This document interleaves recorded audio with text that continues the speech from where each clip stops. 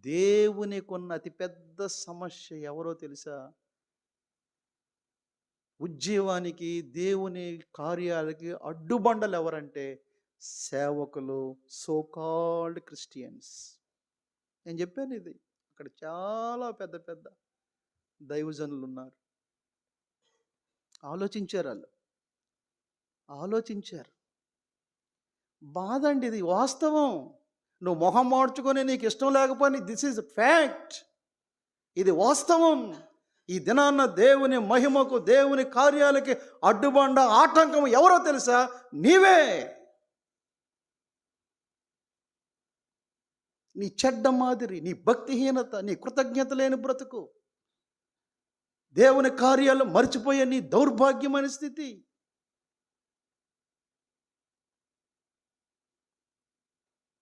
చూడండి, దేవుడితో